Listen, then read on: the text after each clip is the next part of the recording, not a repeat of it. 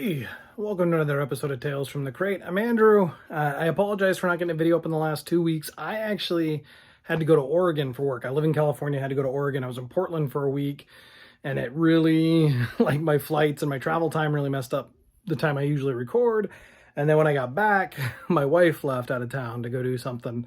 And so it was a hard 2 weeks of just kind of passing ships in the night. So I didn't get the opportunity to make a video. So I apologize because my goal is a video per week. And 2 videos in or 3 videos in, I forget what I am now, and I'm already messing up. So there you go. So I'm going to do another 5x5 for you. I'm going to do 5 Oregon pickups and 5 kind of side projects that I find very interesting. So let's kick us off with the Oregon pickups here. So I think my favorite thing I actually picked up in Oregon is I found a 1992 pressing. And it's a radio station copy, but I can't see anywhere where it says promo, so who knows, but Bikini Kill.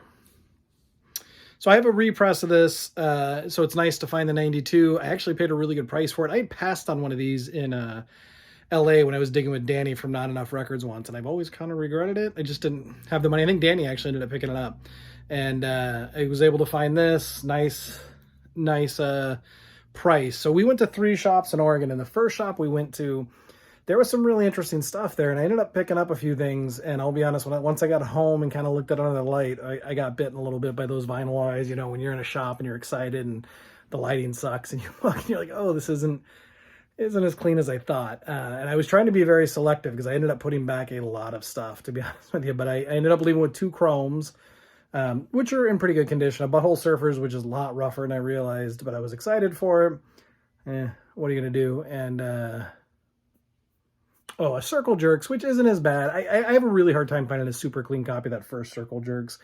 It's not horrible, but not as clean as I thought it was in the shop. But so I think my win from that shop was Bikini Kill. Riot Girl all the way. I'll give you a little taste of Bikini. I don't think it's a problem because most of the girls ask for it. How do they ask for it? The way they act, the way they... I can't say the way they dress because that's an own personal choice. Some dumb hoe that you butt rock your bitch is walking down the street. They're asking for it and they deny it, but it's true.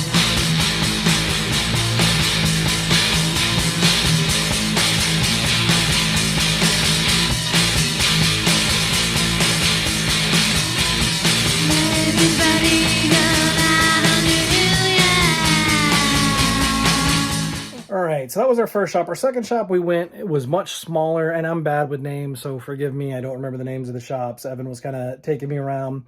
Much smaller shop, kind of hole in the wall, and I think he had found some nice stuff there that day. And I saw on the wall Lonnie Hawley, and this is Lonnie Hawley's first album. I've actually been wanting to pick it up for a while, so it was a very nice find for me. Again, I thought it was a good price. Lonnie Hawley is kind of outsider music. I mean, I'm not making a comparison in his sound to the Shag, but think about the Shags and how it's kind of outsider. I know people either love this or hate it. I really like it, actually. But kind of weirdo, outsider, kind of soul, kind of jazz vibes to it. I'll give you a taste of Lonnie Hawley off his album Just Before Music right now.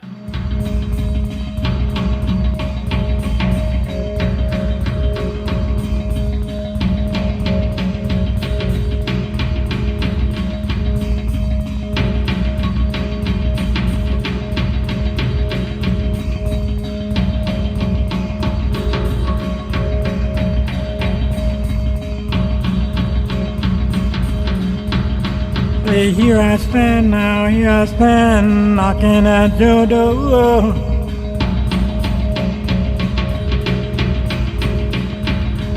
Knocking, knocking, knocking, knocking like I did before.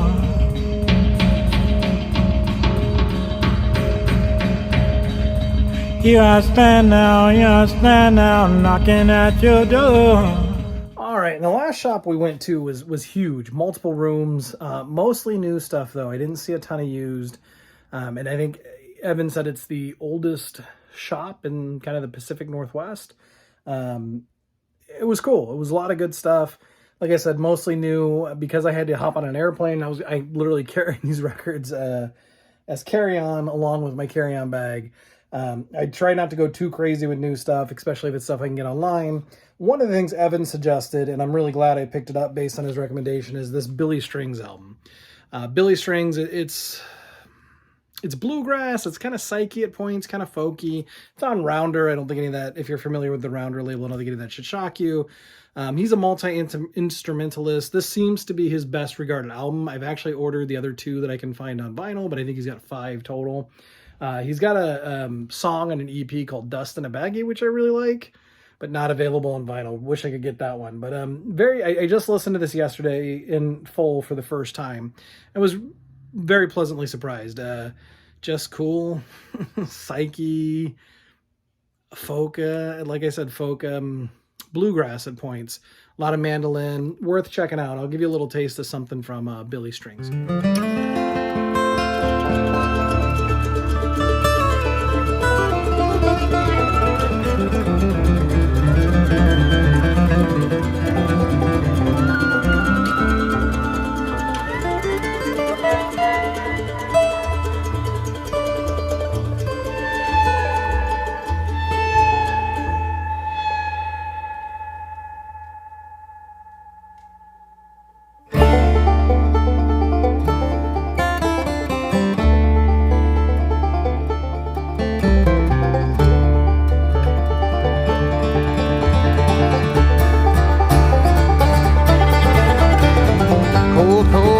On the ground, nothing lost and nothing found. All right, my next new one is not, well, the guy's been around for a long time, and I've actually listened to this artist for a long time, but never picked anything up on vinyl. I think I might have 1 or 2 CDs from early in his career, and I've just recently been thinking, man, I really should try to go back and get some of his stuff, and the catalog's getting vast, and I saw 2 of my favorite albums there, so I picked them up, and that's Andrew Bird. Andrew Bird is a singer-songwriter, more towards the folky end.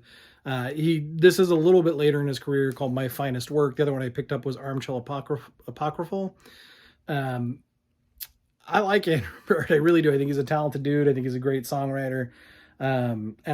These are 2 that I kind of said, well, I'll start with these if I can find them. And I've been looking online, actually, and Amazon didn't have them. Discogs, I think, has some used ones. And so I was pleasantly surprised to find both these in the shop. And so I'll give you a taste of Andrew Bird.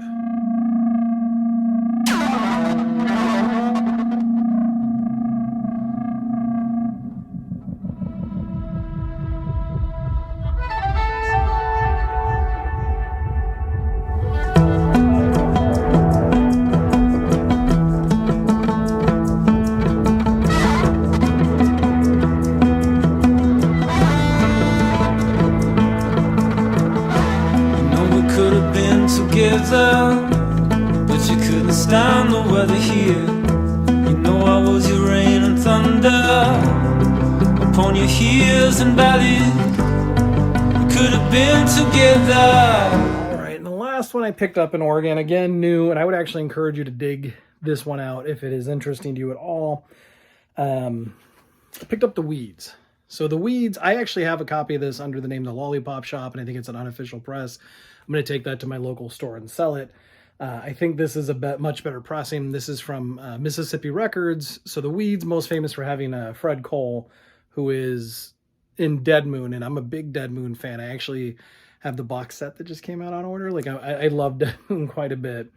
And the reason I suggest this one, I think it's a better sound. Also comes with 245s of songs you don't get anywhere else. And it's garage rock. It's that time period. If you can't tell by the cover, it's stuff I love. Like, I love this sound. And I think Fred and Tootie Cole, man, the husband and wife team that made up Dead Moon, that's pure rock and roll. Like, you don't get anything more unadulterated rock and roll than those two, just kind of indie, doing it on their own and just going for it, like balls out. And I love all of it. I'm a sucker for all the Fred Cole stuff I can find. I own the Rats. I think I have something else I'm blanking on what the title is, and then I have a ton of Dead Moon stuff. And so it's really actually cool that Mississippi Records is going back and doing all these. So while you can still get this, I would recommend The Weeds, and I'll put on a song.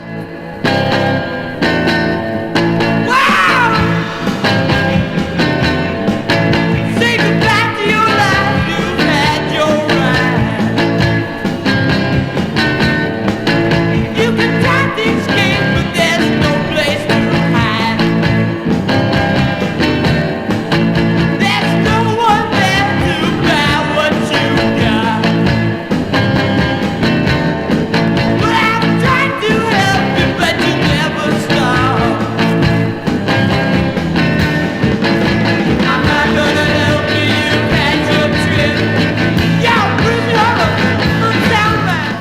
shift to my next 5, so different topic. I'm going to give you 5 side projects that I'm interested in. The first one is a band called Abraxas. So this album is called Monte Carlo. They only have one album. It actually came out in the last few months. And this is Danny Lee Blackwell, who is the lead singer of the Night Beats. I think I talked about the Night Beats on a previous video, but Night Beats kind of a current kind of psyche garage rock band. So this is a side project he did, and I'm not familiar with the other person in the band, I'll be honest. It is Carolina Ferrulo of Los Bichos. I'm not familiar, to be honest, but I actually kind of want to check it out.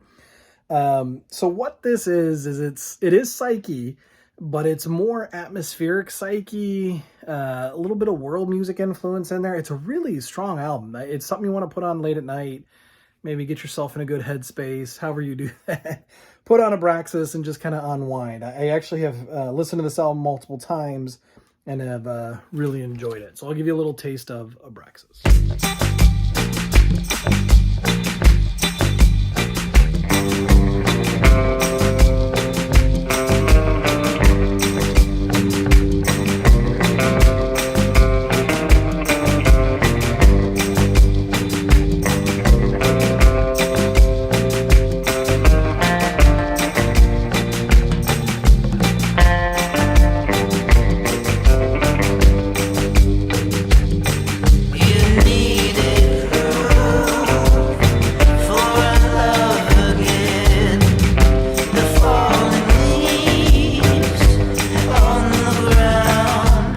So next up, we have a band that, in all fairness, the main project probably has your head spinning with how many releases they do. So the side band here is the Morlocks, and the main project is King Gizzard and the Lizard Wizard, who puts out album after album, bootleg after bootleg, live after live. It's hard to keep up. I've done my best to keep up, but even with the bootleg series, it gets very convoluted with which release is which release. Do I already have that? This is a different cover, different company. I think it gets a little frustrating. But there is a side project called the Morlocks. It's more than one guy from King Gizzard, and I'm not familiar with all the guys' names in King Gizzard and the Lizard Wizard. This is a little more blues based, a little more garage rocky. Like, it's not a blues band, but it's more garage rock. You're gonna get some harmonica that does add kind of a blues element to it, and it's a lot more. I mean, King Gizzard, some of the songs can meander, get kind of long. Like, these are much more clean cut. They're 3 to 5 minute songs generally. More what I would say like a traditional rock band does, but they do it really well. I enjoy the Morlocks. They actually have a new album coming out, I think in August, that I'm gonna have to hop on. This is an earlier one from them called Young Blindness, and I have been a sucker to follow Morlocks since early in their career. I do think this one's probably a little harder to find now, but you can get some of their more recent stuff, which is all worth it. It's all really good. So I'll give you a taste of the Morlocks, a side project of King Gizzard and the Lizard Wizard.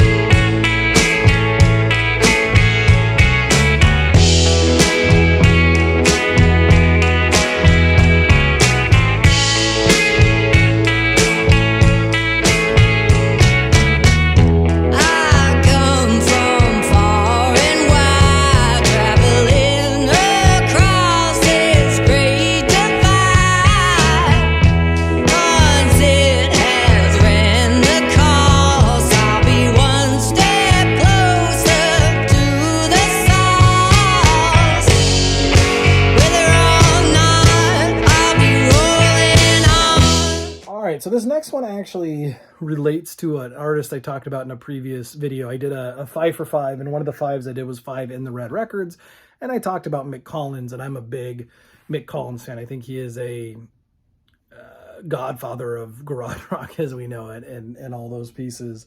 And again, Mick Collins, one of these guys, has a head spinning amount of side projects.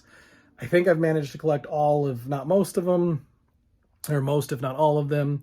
And this is one of the last ones I needed to pick up, and I was able to find it fairly cheap online. I think someone probably had it sitting on the shelf for a while. It's a little weirder, but this is Broadway Lafayette, and the album is called Subway Zydeco. I want to call the band Subway Zydeco for some reason, but it's Broadway Lafayette, album is Subway Zydeco. Here's Mick Collins right here. It is kind of like a garage rock meets Zydeco. If you're not familiar with Zydeco, it's that Clifton Shiner kind of walking to New Orleans kind of thing. blues based, but kind of accordion blues based. And so this brings it together. I think it's super cool. I've only listened to it once or twice, but I'm in. Again, Mick Collins can do no wrong for me. So Broadway Lafayette, Subway Zydeco. I'm gonna give you a taste of it. Well, when you walk in, all the women and men, they scope the lady on your arm. But you can't keep your eyes off the merchandise. You gotta turn on all of your charm. You could be making time with the one you got, but you wanna get a peace of mind. Come on, man. One thing at a time. All right, so the next one is a guy, again, that has a head-spinning amount of side projects. I have a buddy named Tony. If you ever watched Old Man Corner on the previous incarnation of the channel, Tony would often sit on Old Man Corners, and I think they're interested in doing some of that again, so it may be coming here. But he'll throw what we call spin parties at his house, and he'll invite kind of record collectors. And I live about an hour from everybody else. I'm a little further away. They all live in Fresno. I'm in about an hour away in a city called Tulare. doesn't matter. And he invites Gary, who I've talked about a lot. Gary was very influential in kind of shaping my musical tastes and my record collecting in general. He owned a record store for a long time called Spinners in Fresno, California. He sold it to a gentleman, and then that gentleman sold it one more time. So it went through 3 owners, but Gary was the original and the longest owner of it. And when I was about 18, 19, I would go in there a lot. I'd spend whatever money I could muster up. And I mean, if I got any extra cash, I ran there. Anyways, and so we were there, and Gary brought a Billy Childish album and was playing it, and everybody was really digging it. And I like Billy Childish a lot, actually.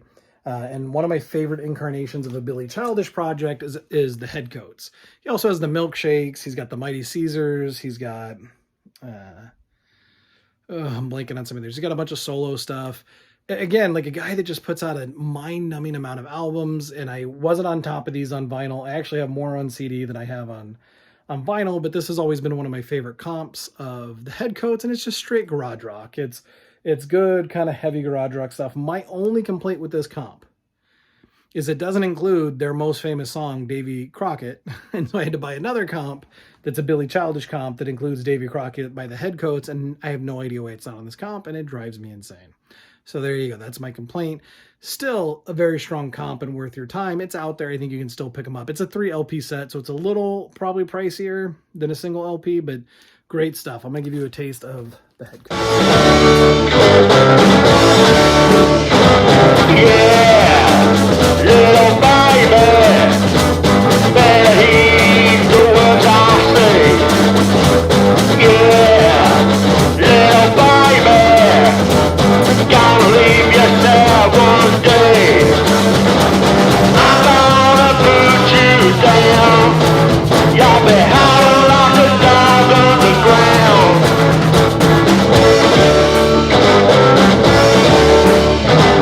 Yeah, you say you love me. All right, my last one I actually saved for the last one on purpose.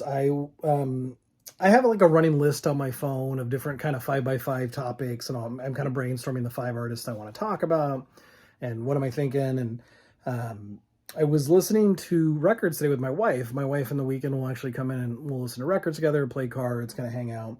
And we're both fans of Shannon and the Clams. In fact, after kind of the lockdown happened, that was one of the first concerts we went and saw together. It was awesome. I'm like I said, big fan.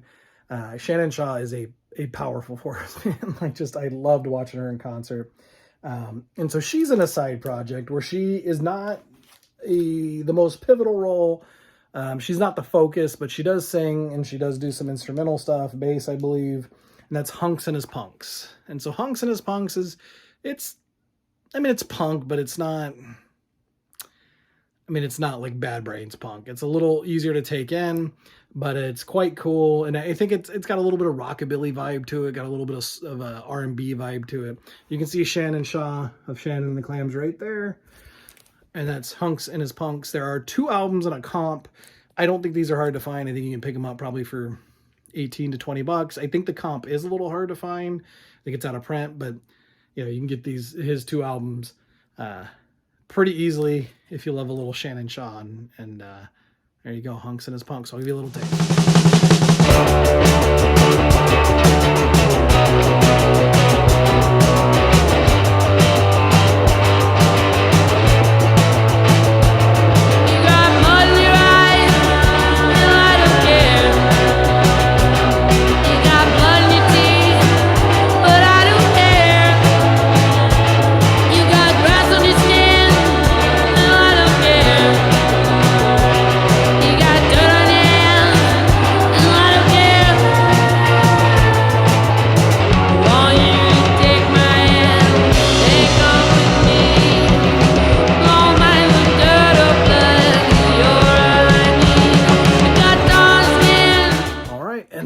That is my Tales from the Crate this week. I'll be back next week with another 5x5. As always, I really do appreciate you hanging out. I do have a radio show on Black Sparrow Digital Radio every Saturday and Sunday. It's noon Pacific, 2 Central.